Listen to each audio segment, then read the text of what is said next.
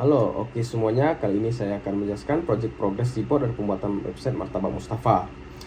Untuk pendahulunya itu ada saya mengenalkan dari kelompok saya sendiri terlebih dahulu, itu ada Bri Aditya 23107, ada Muhammad Sarul Nizam dengan 2131091, terus ada saya sendiri yaitu Irfansyah 2131090, terus ada Tito Adrian Pribadi dengan 2131096, terus ada Robilianto dengan 2131115, Yandi Sonata dengan 2031171.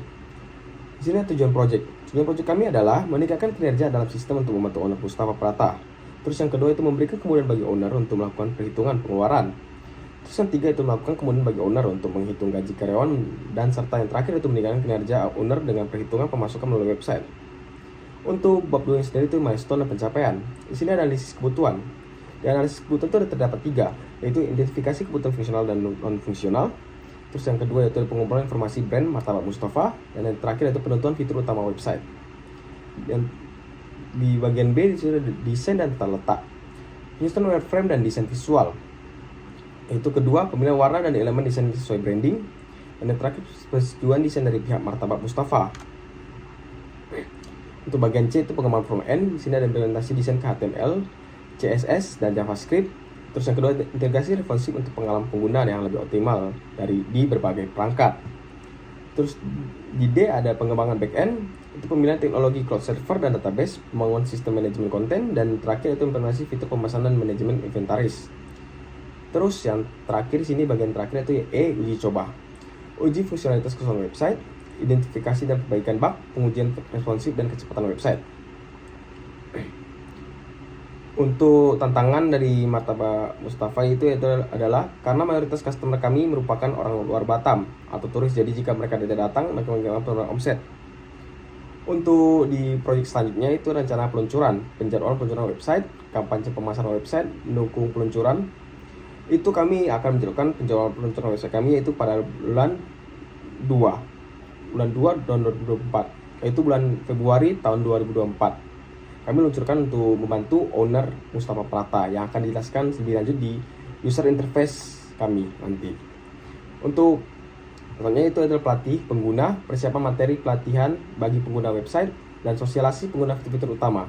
Ini akan kami jelaskan ke Bapak Mustafa sebagai owner untuk mengakses beberapa aplikasi yang akan dia gunakan untuk membantu manajemen perusahaannya. Yang terakhir itu penutup, yaitu ringkasan keseluruhan. Ada terdapat dua, yaitu project berjalan sesuai jadwal dan memenuhi kebutuhan awal. Dan terakhir itu peluncuran dijadwalkan sesuai target. Ya, target kami seperti tadi, yaitu 24 pada tepatnya 24 Februari tahun 2024. Kemungkinan akan bisa digunakan oleh mitra kami yaitu Bapak Mustafa Prata sebagai owner untuk membantu kinerja perusahaannya. Oke, sekian dari saya. Penjelasan selanjutnya akan dijelaskan oleh teman saya. Assalamualaikum, selamat siang, pagi, dan malam. Kami dari kelompok 4 akan mempresentasikan rekayasa ulang bisnis kami. Yang pertama dari value chain. Baiklah, di sini saya akan menjelaskan value chain. Yang pertama-tama ada infrastruktur perusahaan yang dimana staf keuangan dan operator mesin. Kemudian ada manajemen SDM, di mana isinya ada trainer, recruiter, dan owner. Kemudian pengembangan teknologi pada mitra UMKM kami yaitu menggunakan e-commerce berupa GoFood dan juga menggunakan mesin untuk mengolah bahan atau adonan. Di sini juga ada value tentang pembelian, di mana bisa membeli produk secara online, pembayaran bisa menggunakan QRIS dan juga transfer ke BCA. Baiklah, selanjutnya ada inbound logistik, yang di mana ada kontrol bahan baku. Kemudian ada operations, yang di mana ada produksi produk, tenaga mesin dan manusia, quality controller, dan juga seleksi prata sebelum dihidangkan. Kemudian outbound logistik, ada kualitas adonan, pengemasan, dan juga adonan yang higienis. Ada marketing dan sales, yang di mana ada banner, pemasaran melalui Gojek, dan juga pemasaran melalui mulut ke mulut. Kemudian ada service, yang di mana adanya pelayanan yang sangat sopan dan sangat ramah. Kemudian komunikasi yang juga mudah. Diagram di sini ada dua ya, before dan after setelah kami modifikasi prosesnya.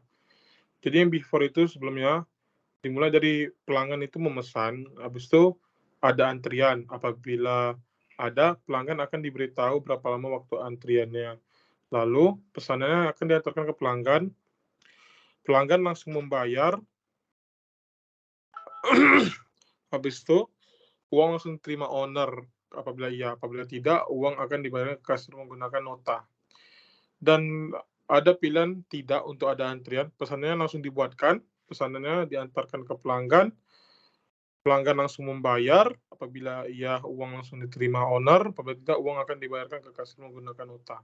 Lalu di sebelahnya ada afternya setelah kami modifikasi, di mana kami memulainya dengan pelanggan memesan, ada antrian, apabila ada pelanggan akan mengambil nomor urut antrian sesuai urutan, pesanan akan dibuatkan sesuai pesanan pelanggan, lalu pesanan akan diantarkan. Lalu pelanggan akan membayar uangnya ke kasir. Dan apabila opsi ada antriannya tidak, pesanannya langsung dibuatkan, pesanan diantarkan ke pelanggan, lalu uang akan dibayarkan ke kasir. Selanjutnya di bagian use case ada dua, ada yang before dan after. Yang before kita ada dua aktor, karyawan dan owner. Karyawan mempunyai job desk menerima pesanan, mempersiapkan untuk mengantar pesanan, menerima uang, lalu memberikannya kepada owner. Lalu ada owner memiliki dua bagian, untuk yang pertama membuat pesanan dan menerima uang pembayaran. Selanjutnya kami revisi menjadi after. Aktornya tetap dua, cuman kami memperkecil lingkup kerjanya. Karyawan mempunyai dua job desk, yaitu menerima pesanan dan mengantar pesanan, lalu mempersiapkan untuk mengantar pesanan. Ownernya sendiri hanya mempunyai satu, yaitu membuat pesanan. Selanjutnya data flow diagram level 0. Sistem untuk kasir dan koki ke transaksi, sistem informasi proses penjualan, dan memiliki nota pembayaran kalau pelanggan, transaksi, data pemesanan, bukti transaksi. Kalau pemilik restoran cuman menerima laporan. Pelayan dapat menu yang dipakai, daftar menu makanan. Oke, selanjutnya data flow diagram level 1 akan dijelaskan oleh Irfan. Oke, baik. Di sini kita memiliki dari sendiri itu 1.0 itu membuat menu. Di sini 1.0 membuat menu akan direct langsung ke menu. Terus dari menu melanjutkan ke 2.0 menerima pesanan. Terus dari menerima pesanan akan mendirect langsung ke pesanan. Dari pesanan sini akan memiliki output yaitu membayar pesanan. Dan membayar pesanan langsung direct ke pesanan.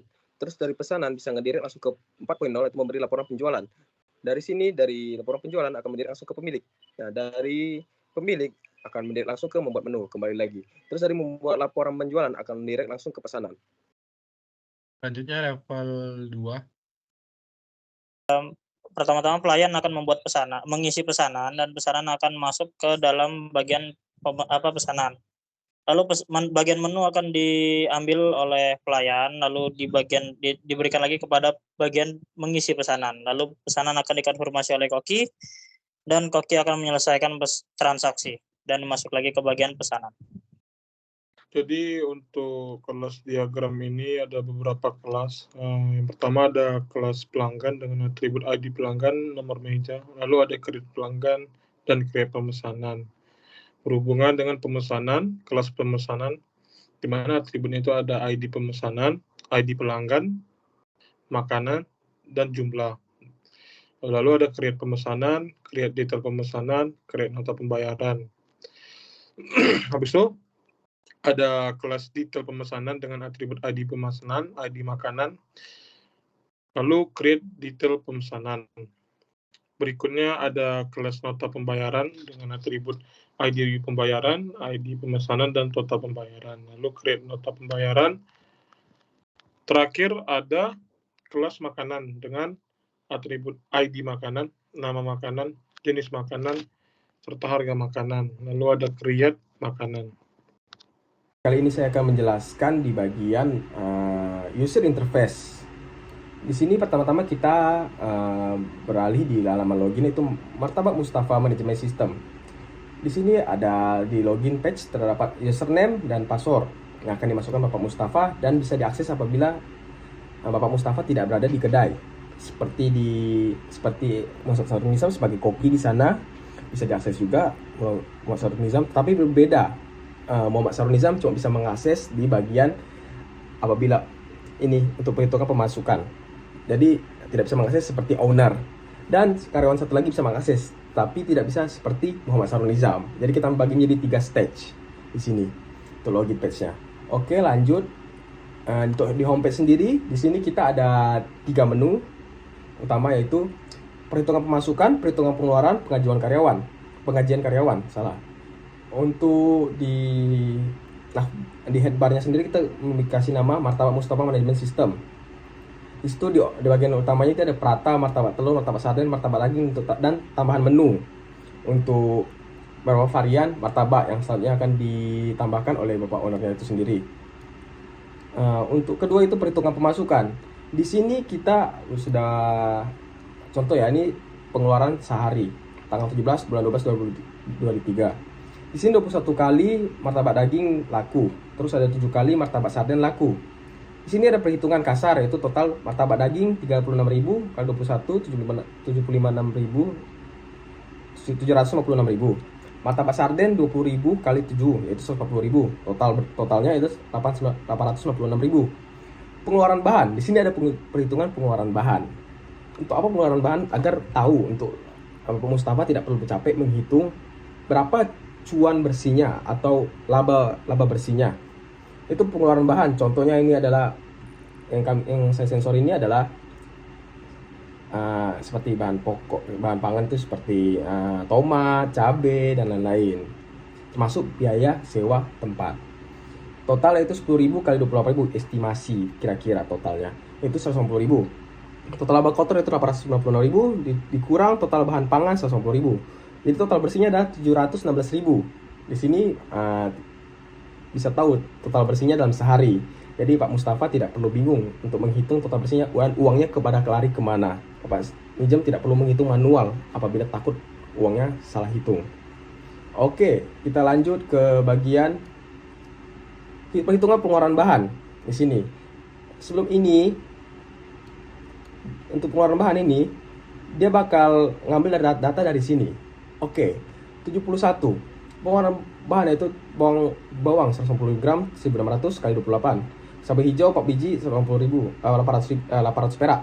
Dan 180 gram seharga 5.000 dikali 7. Pengeluaran bahan sekian. Total 10.000 dikali 28 180.000. Total 180.000. Dari pengeluaran bahan ini akan mendirect ke sini. Dari mana pengeluaran bahan ini bisa tahu? Karena kami akan masukkan martabak sarden berapa aja pengeluarannya, seperti sardennya, tepungnya dan lain-lain.